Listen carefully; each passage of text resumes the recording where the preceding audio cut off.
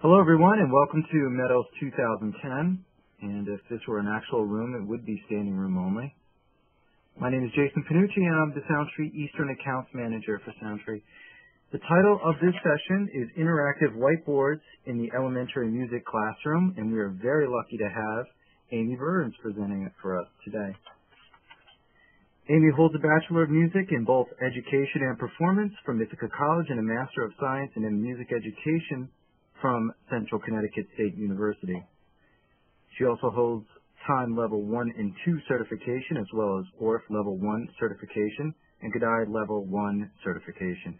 For the past 13 years, Ms. Burns has taught general music to grades pre-K through 3, directed the instrumental band, the flute and clarinet ensembles, the elementary courses, and coordinated the after-school conservatory for Far Hills County Day School in Far Hills, New Jersey.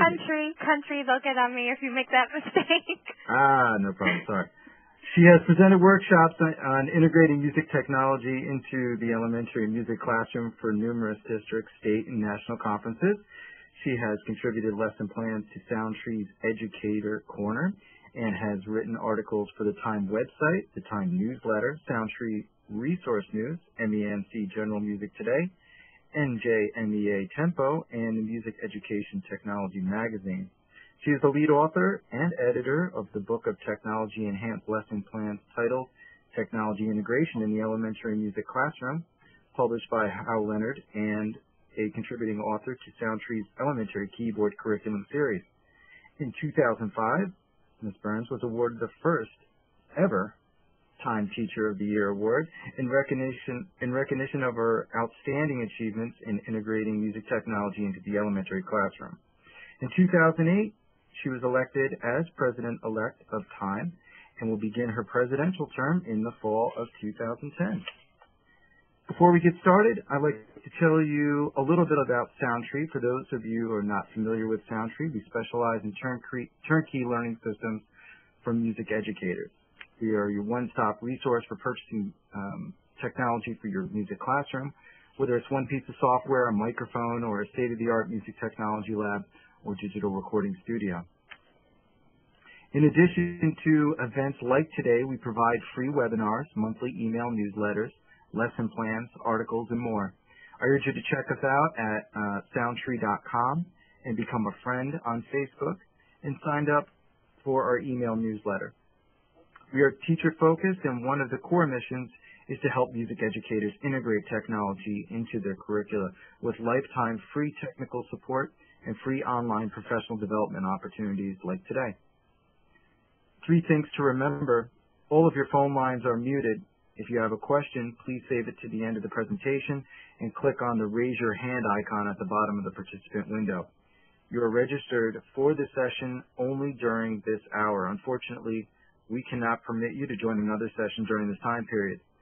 At the conclusion of the session, you'll need to quit out of the Meeting Center tool and click on the appropriate link to the next session, which there is none. You'll be having dinner. Lastly, all sessions are being recorded today, and an archive recording will be available at metosonline.com on October 25th. Another exciting thing that's happening today throughout the day is the live blog coverage of the events and our Twitter integration. The link displayed here will feature live commentary from a team of bloggers. If you'd like to join the conversation, please make a note of the link. The conversation will be made available on METOS homepage after the event. For those who are on Twitter, here are the hashtags for today's event. Before we get started, we'd just like to thank our corporate sponsors, professional affiliates, and presenters who made this day possible. We hope you take some time today to visit their respective websites. We could have not done this without you. Without any further ado, please welcome Amy Burns. All right, Amy, I've turned over the controls for you, so you're all set. Great. Thank you so much. Welcome, everyone. This is such a wonderful honor to be doing this today. Obviously, you can tell I don't have the whiteboard connected right now because you wouldn't be able to see it. But everything that I am doing right now can be done on your whiteboard. So it's very much like the sessions I've done in the past where if the whiteboard wasn't delivered or it wasn't the correct whiteboard that I'm accustomed to, I've done this right on the computer, and it works like a charm. So I wanted to let you know today, I go through a lot of things, and that can be really quick. So I did put a handout right up on my website, amymburns.com, and if you just scroll down, you can see this is a PDF of the Smartboard presentation. I'm using Smartboard, but we will talk about more of that later. And then, of course, there is the handout right there that's titled, What Did Amy Show Us? So you should be able to see that. Download that, and it goes through exactly what I'm talking about today. So you can reference that later if you have an interactive whiteboard in the classroom right now, or if you're planning on getting one, which lucky you. I also have a blog that's just changed addresses to musicroomburns.net, so please check it out. We are doing interactive whiteboards with an elementary focus of elementary music. I have Smart Notebook. I have a Smartboard in the classroom right now currently until the IT guys know that I have snatched it and put it there. They will roll it out of my room, I'm sure, any day now. But I've had it there since September, so I've been very proud of that. But there are other boards out there. Prometheum and SmartTech, Smartboard and the Prometheum board, are the two that are most commonly used in education. Mimeo is coming up, but Mimeo is used more for business, but it is very portable and a lot more affordable. Then, of course, for those who have, if you see this picture right here, and I'll make that nice and big, for those who have just a whiteboard and a Wiimote, try this link that's there. These are active links right here. Try the link of the Johnny Lee and watch him turn that into an interactive whiteboard with just a infrared pen, which is something I'm going to do in my classroom, I think, once the IT guys roll this portable Smartboard out of my classroom. When we are talking about Smartboards, it's ideal if it's mounted. If it's mounted, you don't have as much shadows and you don't have wires running across the room. And we're talking about elementary, especially younger elementary. They constantly knock against the board, they move the projector, they trip over the wires. It's not ideal. This is what I have right now in my classroom, is a portable with lots of wires, and I have to orientate the screen constantly.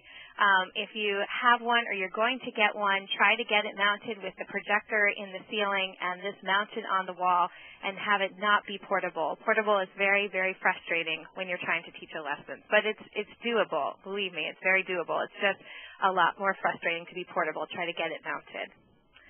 The benefits of a Smartboard or an interactive whiteboard, again, I'm using a Smartboard, but this is a benefit of any interactive whiteboard, is that they're interactive. The kids just automatically have this creativity and urge to use it because it just responds immediately to them. I mean, research will probably bring you back to video games.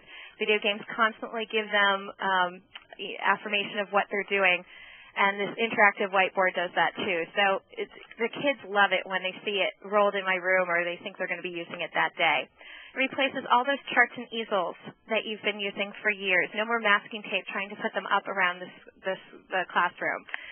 You can automatically link to everything that you need. So you don't have to keep applications open. Just put the link right in there. Whatever you do on the computer can be done on an interactive whiteboard. So websites can be used interactively right on the whiteboard. The software, PowerPoint, all of those. So if you have PowerPoint and you get an interactive whiteboard and you have been using all of these PowerPoints for years, you can still use them and they can still be interactive. So don't think that you have to learn the software that comes with the whiteboard, though it is beneficial to learn it. Don't think you have to change everything over. It's extremely efficient. I love the featuring of grouping my classroom so I don't have to make a separate file for every class. Instead, it's nicely grouped by each teacher's class.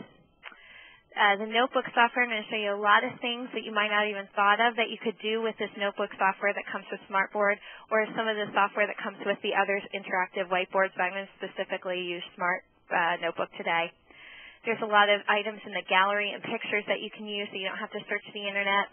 And I've done some excellent self-assessment exercises. So I'm going to be going from very novice to advanced users.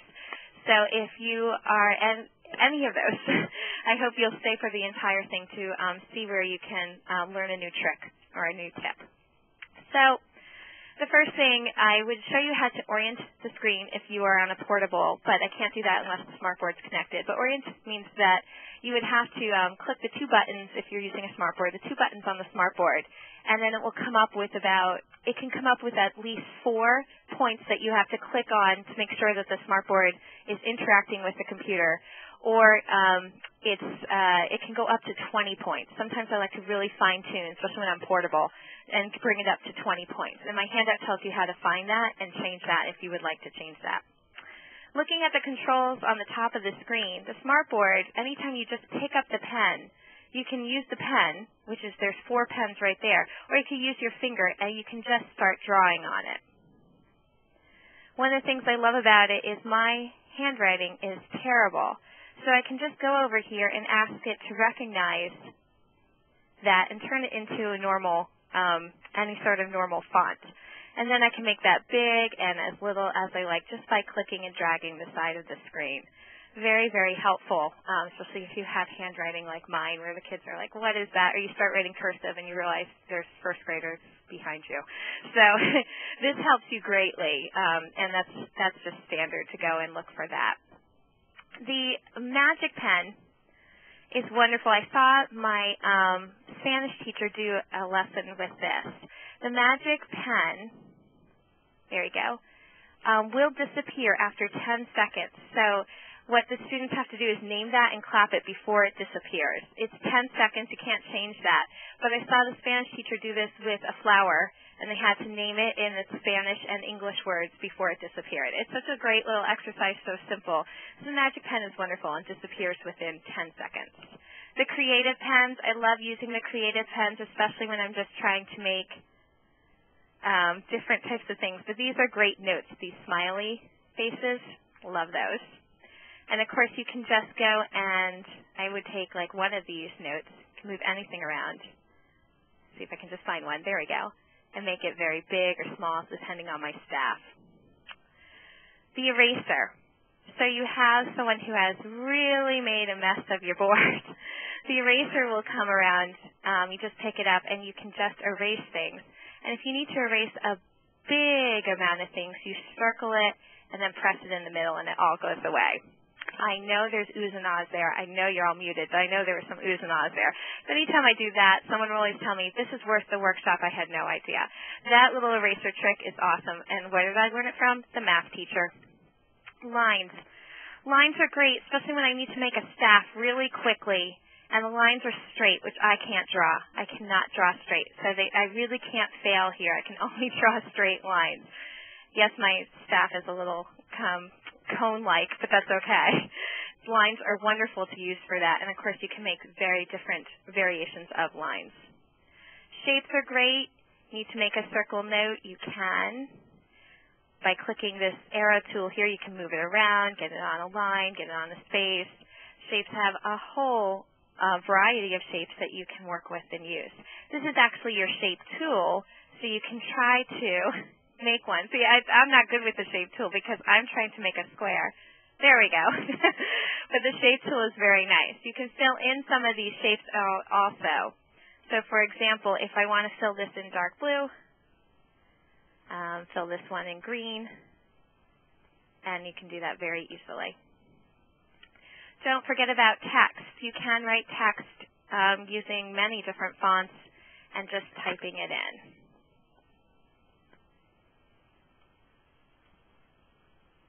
Very simple. You can make that, always go back and hit that one right there and move it over here, and I can make that bigger, smaller, whatever. Those are just some of the tools up here.